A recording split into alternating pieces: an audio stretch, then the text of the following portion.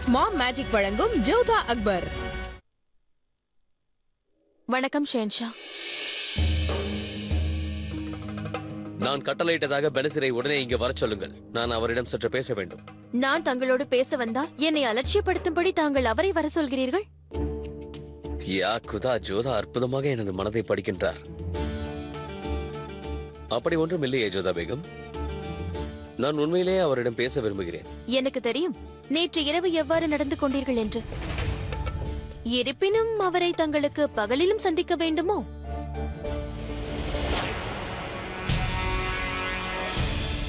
அங்கு நடந்த விஷயம் இவருக்கு எப்படி தெரியும்? நான் இரவும் பகலும் என்ன செய்வேன் என்று மற்றவருக்கு கூற அவசியமில்லை. எனக்கு மிகவும் நன்றாக தெரியும் நீங்கள் என்னை எச்சரிக்கை செய்யதான் இங்கே வந்தீர்கள் என்று.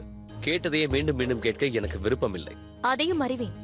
உங்களை பற்றி நீங்கள் நன்கு அறிவீர்கள் என்று அறிவேன். அதே போல் உங்கள் இளைய சகோதரர் பற்றி உங்களுக்கு தெரியுமா? மிர்ஜா ஹக்கீமை பற்றியா? அவரை பற்றி என்னிடம் என்ன பேச வேண்டும்?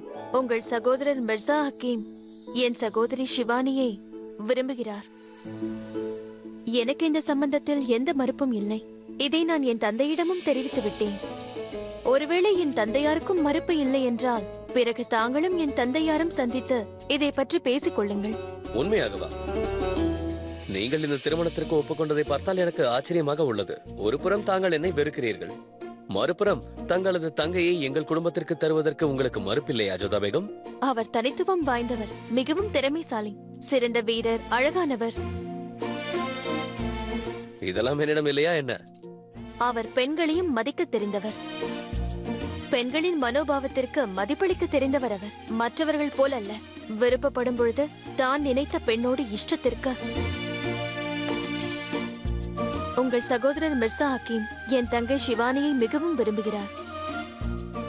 கௌரவத்தோடு ஷிவானியை திருமணம் செய்து கொள்ள விரும்புகிறார். ஆகையால் எனக்கு எந்த மறுப்பும் இல்லை. இவ்வளவு நல்ல குணம் எங்கள் குடும்பத்தில் வேறு யாரிடமும் இல்லை என்று கூறுகிறீர்களா ஜோதா பேகம்? இல்லை, நிச்சயமாக இல்லை.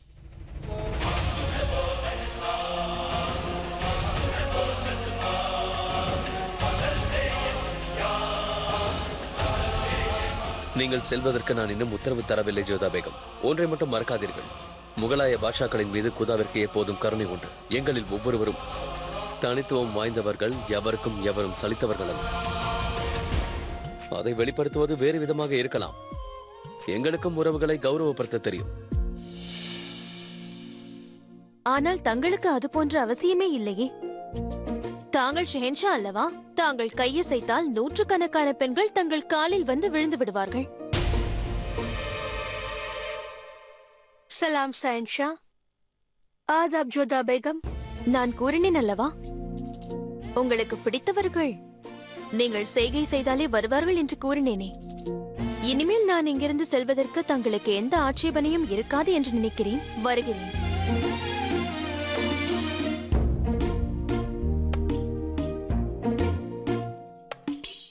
எப்பொழுதும் எனக்கும் ஷெஹன்ஷாவிற்கும் இடையில் வந்து விடுவார்.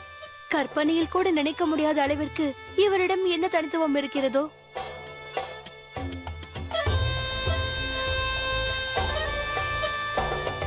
தாங்கள் என்னை அழைத்தீர்களா ஷெஹன்ஷா? ஆம் பெனசிர். அது என்னவென்றால் நேற்று நான் அதிகமாக மது அருந்தியதால் நிதானம் இல்லாமல் என்னை என்ன வேண்டுமானாலும் செய்வதற்கு உங்களுக்கு அதிகாரம் இருக்கிறது. நான் தங்களுடைய அடிமை. என்னை அருகில் வைத்துக் கொண்டாலும் இல்லை தள்ளிவிட்டாலும் அது எனக்கு எந்த பிரச்சனையும் இல்லை. நல்ல வேளையாக நீங்கள் நடந்ததை தவறாக எடுத்துக்கொள்ளவில்லை. நீங்கள் செல்லலாம். ஆதாப். என்ன ஒரு வித்தியாசமான மனிதர். இதை கூறவா என்னை இங்கு அழைத்தார்? அதற்காகவா இல்லை ஜோதா பேகத்தை சினம் கொள்ள வைப்பதற்கா?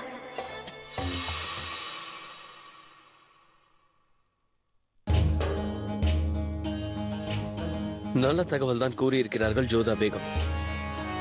ஹக்கீம் மிர்சாவும் என்னை போல் ஒரு இந்து இளவரசியை திருமணம் செய்து கொள்ள விரும்புகிறான். இதனால் இந்து தேசத்தோடு முகலாயர்களின் பந்தம் இன்னும் வேரூன்றி வளரும்.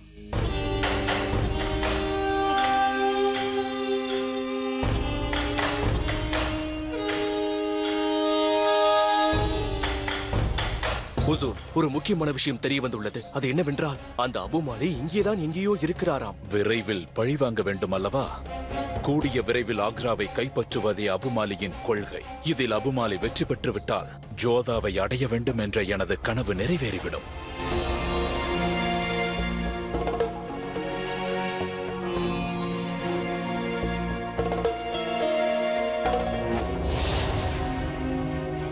தாங்களா? இன்னும் வேலை முடியவில்லை என்ற செய்திதான் எனக்கு கிடைத்தது. ஆகையால் தான் வந்தேன்.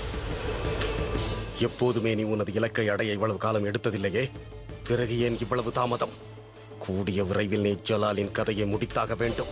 எவ்வளவோ முயற்சித்து விட்டேன். 2-3 முறை காரியம் கைகூடும் நிலையில் வந்தது. ஆனால் ஏதோ ஒரு தடை வந்து விடுகிறது. ஜலாலிடம் ஏதோ ஒன்று இருக்கிறது. சில நேரங்களில் ஜோதா பேகத்தின் அறையிலிருந்து பூஜை சத்தங்கள் கேட்கின்றது. சில நேரம் ருக்கையாவின் அறையில் தொழுகை சத்தம் கேட்கின்றது. அவர்களுடைய பிரார்த்தனை தான் ஜலாலை காப்பாற்றுகின்றது. அவர்களின் பிரார்த்தனையை விட உனது விஷத்தின் சக்தி தான் அதிகம். ஒரே ஒரு முறை உனது விஷத்தை ஜலால் உடலில் ஏற்றிவிடு. பிறகு ஆக்ராவின் அரியணை எனக்கு, இந்த இந்துஸ்தானத்தின் மகாராணி நீ. அதோடு ருக்கையா பேகம் மற்றும் ஜோதாவின் இடம் உனதாகிவிடும் பெனசீர். வேலையை முடிப்பதற்கான எல்லா முயற்சிகளையும் நான் கண்டிப்பாக செய்வேன். நானும் ஒரு நாள் மகாராணி ஆக வேண்டும் அல்லவா? விரைவில் ஆக்ரா தங்களுடையதாகும். நான் உங்களுக்கு ராணி ஆவேன். யாராவது என்னை பார்த்துவிடப் போகிறார்கள். நான் செல்கிறேன். ஜலாலிடம் ஏதோ ஒன்று இருக்கிறது. சில நேரங்களில் ஜோதா பேகத்தின் அறையிலிருந்து பூஜை சத்தங்கள் கேட்கின்றது. சில நேரம் ருக்கையாவின் அறையில் தொழுகை சத்தம் கேட்கின்றது. அவர்களுடைய பிரார்த்தனை தான் ஜலாலை காப்பாற்றுகின்றது. அவர்களின் பிரார்த்தனையை விட உனது விஷத்தின் சக்தி தான் அதிகம். ஒரே ஒரு முறை உனது விஷத்தை ஜலால் உடலில் ஏற்றிவிடு. பிறகு ஆக்ராவின் அரியணை எனக்கு, இந்த இந்துஸ்தானத்தின் மகாராணி நீ. அதோடு ருக்கையா பேகம் மற்றும் ஜோதாவின் இடம் உனதாகிவிடும் பெனசீர். வேலையை முடிப்பதற்கான எல்லா முயற்சிகளையும் நான் கண்டிப்பாக செய்வேன். நானும் ஒரு நாள் மகாராணி ஆக வேண்டும் அல்லவா? விரைவில் ஆக்ரா தங்களுடையதாகும். நான் உங்களுக்கு ராணி ஆவேன். யாராவது என்னை பார்த்துவிடப் போகிறார்கள். நான் செல்கிறேன். மிர்சா ஹக்கீம் ஷிவானி இவர்களின் திருமணம் குறித்து ஜோதா எழுதிய மடலை படித்துவிட்டு ராஜா பார்மல் தனது குடும்பத்தை அழைத்துக் கொண்டு ஷேன்ஷா ஜலாலிடம் பேசுவதற்காக ஆக்ரா வருகிறார். எங்களை வரவேற்றதற்கு மிக்க நன்றி. நாங்கள் இங்கு எதற்காக வந்தோமோ அதை பற்றி பேசலாமா? பேசுவதற்கு என்ன இருக்கிறது மகாராஜா? ஷிவானி தங்கள் மகள். முடிவெடுக்க வேண்டியதும் தாங்களே.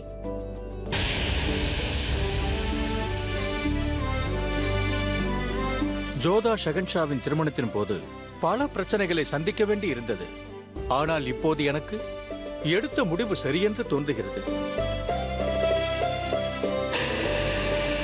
இவர்கள் திருமணத்தின் போது ராஜபுத்திரர்களுக்கும் முகலாயர்களுக்கும் இடையில் சம்பந்தம் உருவாக்கப்பட்டது. ஷிவானியின் திருமணத்திற்கு பிறகு இந்த உறவு மேலும் பலப்பட வேண்டும் என்று எல்லாம் வல்ல ஈஸ்வரனை வேண்டிக் கொள்கிறேன். நானும் அதேதான் விரும்புகிறேன். எனது மகள் ஜோதா எவ்வளவு மகிழ்ச்சியாக இங்கு இருக்கிறாளோ அதே போல் ஷிவானியும் இருப்பாள் என்று எனக்கு நம்பிக்கை இருக்கிறது. உங்களிடம் என்ன கூறுவது? ஆனால் ஒன்று நிச்சயம், மிர்சா ஹக்கீம் ஷிவானியை நன்றாக பார்த்துக் கொள்வார். எங்கள் தரப்பில் எந்த ஆட்சேபனையும் இல்லை. உங்கள் மிர்சா ஹக்கீம் சிறந்த வரனாவார். இந்த சம்பந்தம் எங்களுக்கு மிகவும் பிடித்திருக்கிறது. அவ்வாறென்றால் நாம் இனிப்பு சாப்பிடுவோம். சம்பந்தம் பேசி முடிவாகிவிட்டதல்லவா?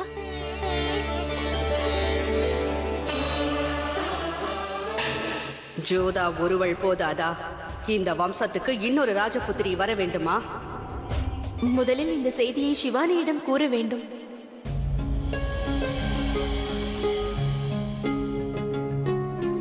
எதற்காக நான் இங்கு வந்தேனோ அந்த காரியம் நிறைவேறினால் போதும். தேஜ் வந்து என்னை அழைத்து செல்ல வேண்டும். ஷிவானி, ஒரு நற்செய்தி தெரியுமா? தாயார், தந்தையார், பாட்டி அனைவரும் வந்திருக்கிறார்கள். குடும்பம் முழுவதும் இங்கு வந்திருக்கிறார்களா? கடவுளே, எனக்கும் தேஜ்வந்திற்கும் இருக்கும் காதல் தந்தையாருக்கு தெரிந்துவிட்டால்? என்னாயிற்று ஷிவானி? இதை கேட்க உனக்கு மகிழ்ச்சியாக இல்லையா? இல்லை அக்கா, அவ்வாறு ஒன்றுமில்லை. நான் என்ன நினைக்கிறேன் என்றால், தந்தையார் எதற்காக இங்கே? என்ன செய்வது? மிர்சா ஹக்கீமின் திருமண பேச்சு நடக்க ஆரம்பித்து விட்டது. இப்பொழுது புரிகிறது. தாங்கள் தான் அழைத்திருப்பீர்கள். ஆம், இதில் தந்தையார் சம்மதம் மிகவும் முக்கியம். மிர்சா ஹக்கீமோ ஒரு இந்து பெண்ணை திருமணம் செய்து கொள்ள போகிறார். அக்கா, அதில் என்ன வித்தியாசம் இருக்கிறது? உங்கள் திருமணமும் முகலாயருடன் தானே நடந்தது. அந்த பெண்ணிற்கு பிடித்திருக்கிறதா என்பதைத்தான் நாம் பார்க்க வேண்டும். அதோடு மிர்சா ஹக்கீம் மிகவும் பண்பு நிறைந்தவர். அவரை திருமணம் செய்து கொள்ள போகும் பெண் நிச்சயமாக மகிழ்ச்சியாக இருப்பாள்.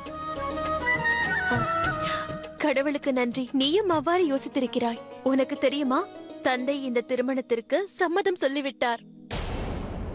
சம்மதம் தெரிவித்தாரா? மிர்சா அவர்களின் திருமணத்திற்கு தந்தையார் ஏன் சம்மதித்தார்? சிவானி, ஒன்றுமே தெரியாதா? ஏன் இவ்வாறு கேட்கிறாய்? தந்தை அவர்கள் உனக்கும் என் கொழுந்தனாருக்கும் திருமணம் செய்து வைக்க சம்மதித்து விட்டார்.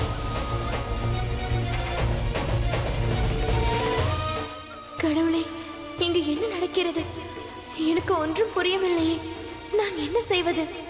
தந்தையாரிடம் எவ்வாறு கூறுவது நான் இன்னொருவரை காதலிக்கிறேன் என்று? பெயர்? உமர். எங்கிருந்து வருகிறாய்? மதுராவிலிருந்து வருகிறேன். உனது அடையாளம் மூக்கில் மச்சம். பெயர்? ஹைதர். எங்கிருந்து வருகிறாய்? மதுராவிலிருந்து. அடையாளம் காதில் மச்சம். பெயர்? தேஜ்வன். எங்கிருந்து வருகிறாய்? மதுராவிலிருந்து. முதல் முறையாக ஆக்ரா வருகிறாயா? ஆம். தெரிந்தவர்கள் இருக்கிறார்களா? முன்பின் தெரியாதவர்களை உள்ளே அனுமதிக்க முடியாது. இவன் எனது அண்ணன் மகன், திறமையான கலைஞன். இவன் கைப்பட்டால் கருங்கல்லும் பூவாகும். நான் தலைமை காவலரிடம் முன்பே அனுமதி பெற்று விட்டேன். சரி, உள்ளே செல்லலாம். நன்றி. பெயர்? கஜேஷ். எங்கிருந்து வருகிறீர்? மதுராவிலிருந்து.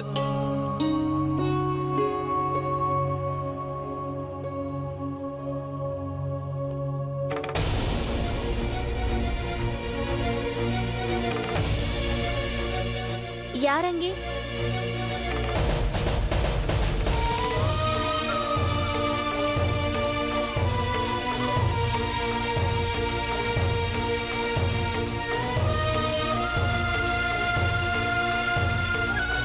தேஜ்வந்த், இங்கே என்ன செய்கிறீர்கள்?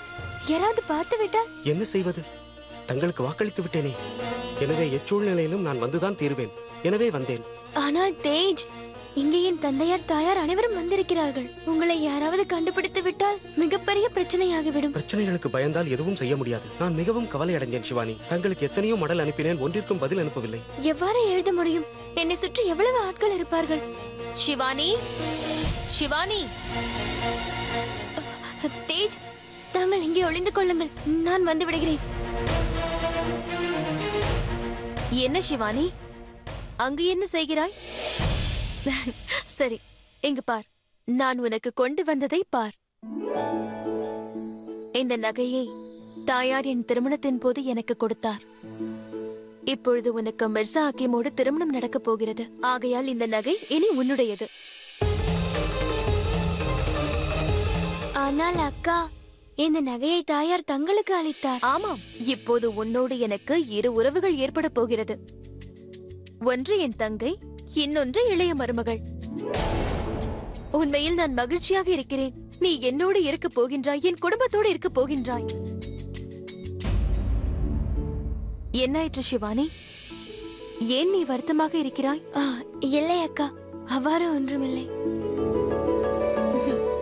இங்கு பார், உனக்காக நான்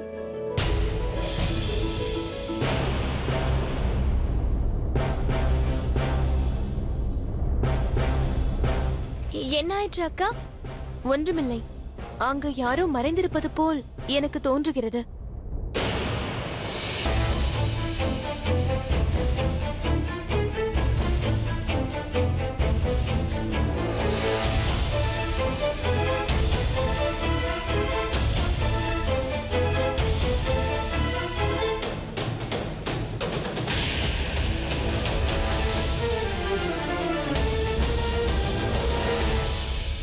யாருமில்லை அக்கா, தங்களது பிரமையாக இருக்கும்.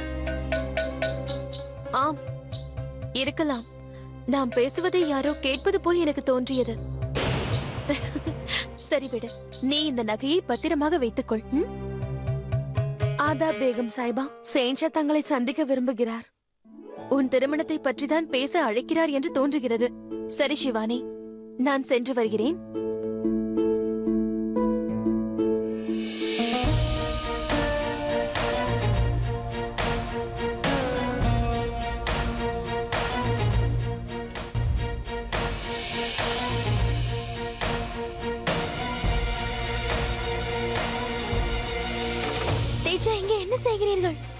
உண்மைதானா சிவானி?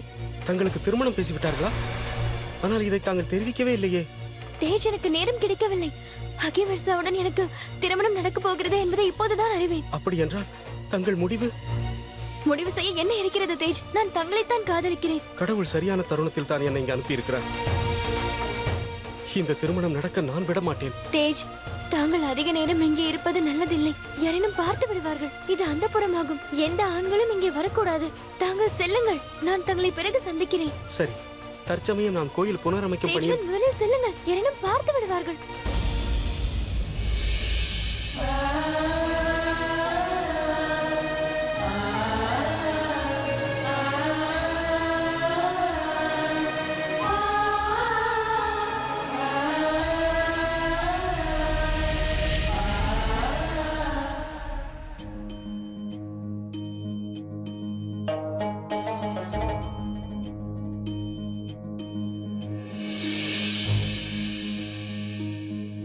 வணக்கம் ஷேன்ஷா, என்னை அழைத்தீர்களா?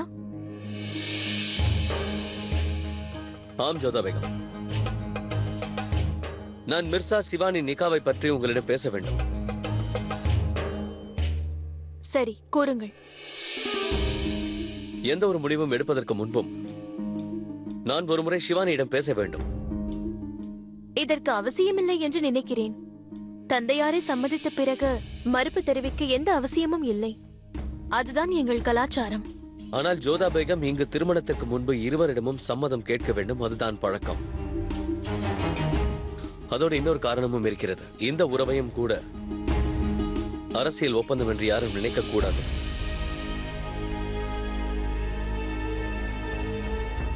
அது மட்டுமல்ல, ராஜபுத்திரர்கள் முகலாயர்களோடு சம்பந்தம் வைத்துக் கொள்வது எனக்கு இன்னும் ஆச்சரியமாகத்தான் இருக்கிறது. ஆச்சரியப்பட என்ன இருக்கிறது? நான் கூறியது போல மிர்சா ஹக்கீம் நல்ல வரனாக எனக்கு தென்பட்டார். அதோடு சிவானியை அவருக்கு மிகவும் பிடித்திருக்கிறது என்று கூறிய பிறகுதான் இந்த விஷயத்தையே நான் ஆரம்பித்தேன். நீங்கள் கூறுவது மிர்சா ஹக்கீமுக்கு பிடித்ததை பற்றித்தான். ஆனால் சிவானிக்கும் இதில் சம்மதமா? சிவானிக்கு இதைவிட ஒரு சௌபாக்கியம் எதுவாக இருக்க முடியும்?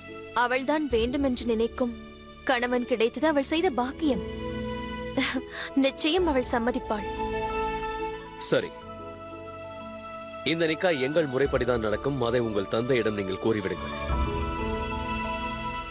சரி, தந்தையாருக்கு இதில் எந்த மறுப்பும் இருக்காது என்று நினைக்கிறேன். திருமணம் முகலாய வம்சத்தில் நடக்கும் பொழுது சடங்குகளும் உங்கள் வழக்கப்படிதானே நடக்க வேண்டும். நம்முடைய நிக்கா மட்டும் ஏன் உங்கள் முறைப்படி நடந்தது ஜோதா பேகம்?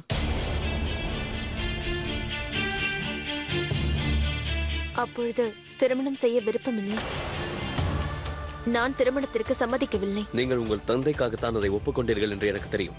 உங்களுக்கு என் மீது விருப்பம் இல்லை என்பதும் எனக்கு தெரியும். ஆனால் அவ்வாறே சிவானி விஷயத்திலும் நடக்க வேண்டுமா? அப்பொழுது இருந்த நிலைமை வேறு ஷேன்ஷா.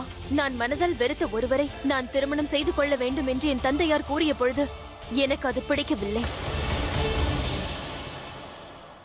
நானும் உங்களை இந்த திருமணத்திற்காக பலவந்தப்படுத்தவில்லையே ஜோதா பேகம்.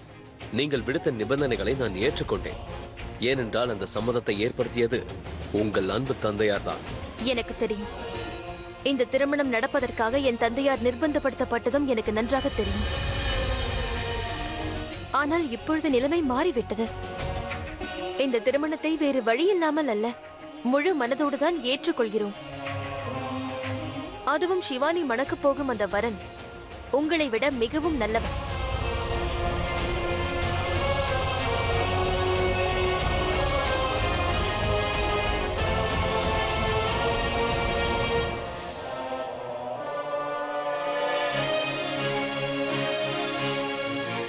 தேஜ் அவர்களே, என்னுடைய திருமணம் ஷஹன்ஷாவின் சகோதரனுடன் நடக்கப் போவது தங்களுக்கு தெரியும்.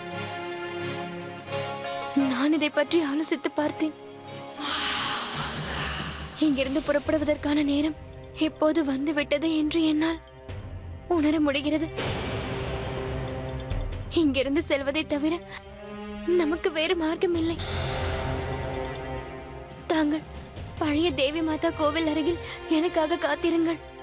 அங்கிருந்த யமுனை நதியை தாண்டி ஆக்ராவை விட்டும் ஆமீரை விட்டும் எங்காவது தூரமாக சென்று விடுவோம். நாமே ஒரு உலகத்தை உருவாக்கிக் கொள்வோம். என்னுடைய வாழ்க்கை துணைவன் யார் என்ற முடிவை நான் தான் எடுக்க வேண்டும். பேகம் ஜோதாவின் குடும்பத்தினர் அனைவரும் இங்கேதான் இருக்கிறார்கள். பிறகு இவள் யாருக்கு மடல் எழுதுகிறாள்? நான் திருமணம் செய்து கொண்டால் தங்களைத்தான் செய்து கொள்வேன். சரியான நேரம் பார்த்து நாம் இருவரும் இங்கிருந்து சென்று விடுவோம். உங்களுடைய அன்பான சிவானி, ஜோதா உங்களை அழைக்கிறார். உடனே வாருங்கள். நான் வருகிறேன் என்று கூறுங்கள்.